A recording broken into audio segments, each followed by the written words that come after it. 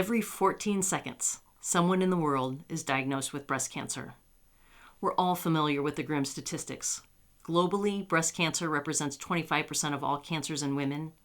In the United States, women have a 1 in 8 lifetime risk, and it's estimated that in 2024, 310,720 women will be diagnosed. Although there are risk factors that we can't control, like our genetic predisposition, having dense breast tissue, starting periods early, or going through menopause late, there is one thing we can do to reduce our risk. In the early 1980s, researchers began noticing a pattern.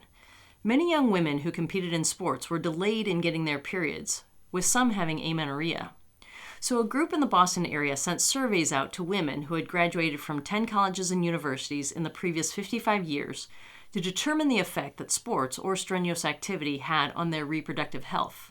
Over 5,000 surveys were returned, which was a response rate of more than 70% from women ranging in age from 21 to 80. When they analyzed the data, the researchers found something that was completely unexpected. The age-adjusted rate of breast cancer was 50% lower in the women who had been involved in organized sports during college compared to those who hadn't. The results were published in 1985 in the British Journal of Cancer, and this was the first study to make the connection between physical activity and lowered rates of cancer in women. Since then, hundreds of studies have confirmed this relationship, and particularly the relationship between physical activity and a reduced risk of breast cancer. In the next few minutes, we'll cover several of these studies with a focus on how much activity we need and what level of fitness we should aim for.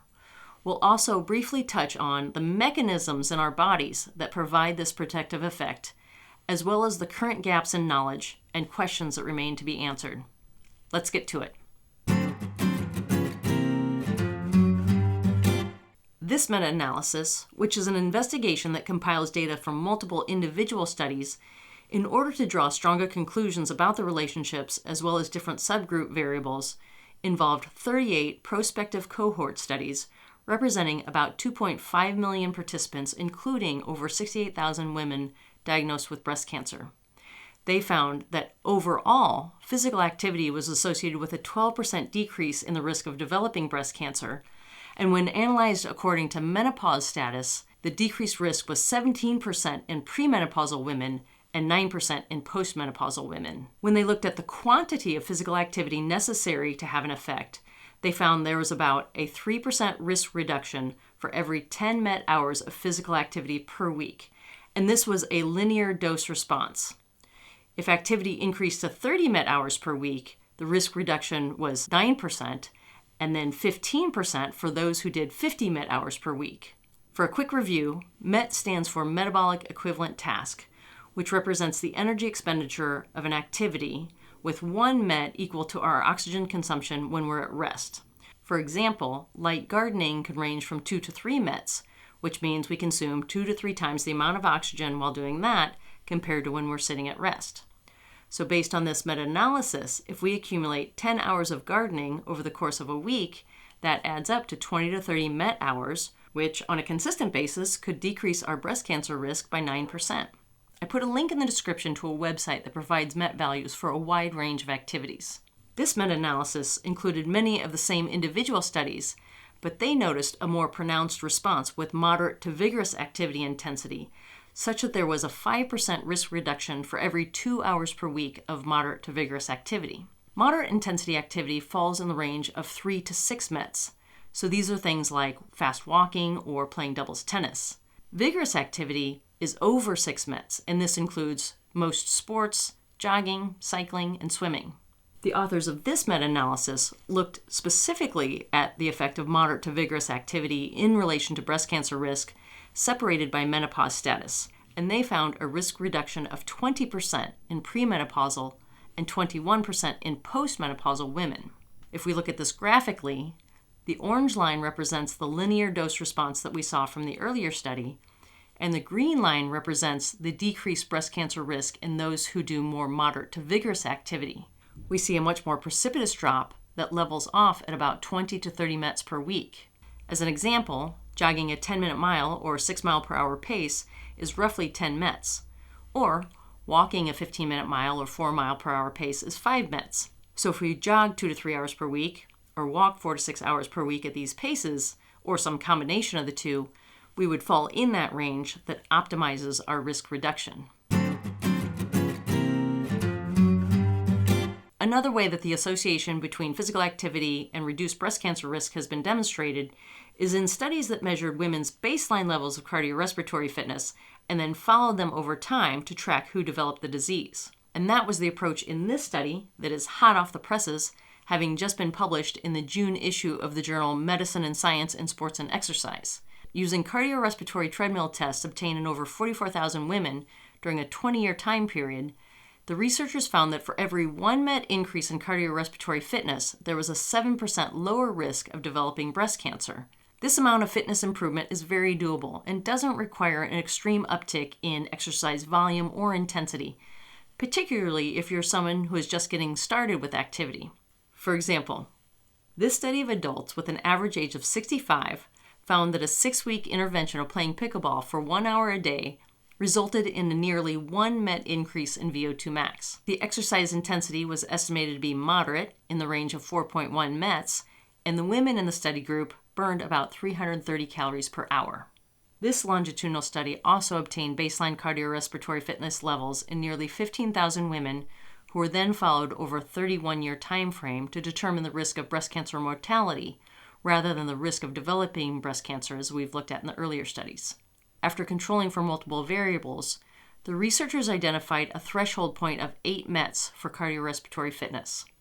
Having an aerobic capacity below 8 METs was associated with a 3-fold increased risk of death from breast cancer compared to those who had MET values that were 8 or above. If we compare this to the U.S. reference standards for VO2 max treadmill testing, a maximal fitness level of 8 METs correlates to a VO2 max of 28. For the women in the study who had a mean age of 43 years, this corresponds to around the 60th percentile for cardiorespiratory fitness. So what's actually going on here? What happens in our body to have this protective effect? First, our breast tissue is hormone sensitive.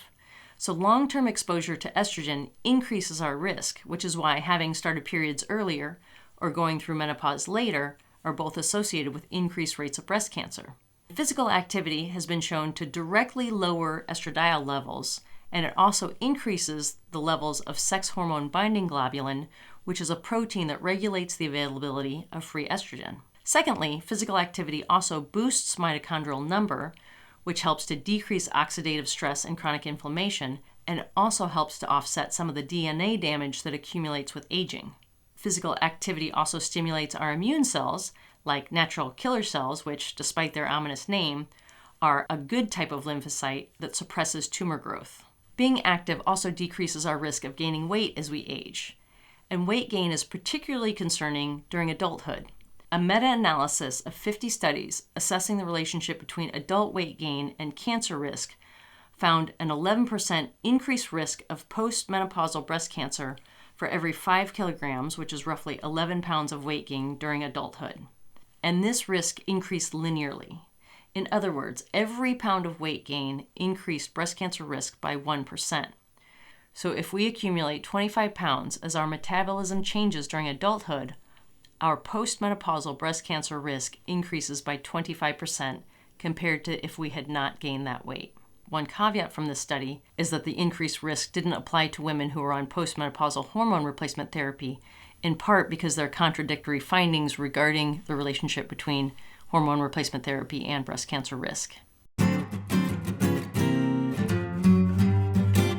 We don't yet know if the benefits of physical activity vary in relation to breast cancer subtype, so progesterone or estrogen receptor status, for example.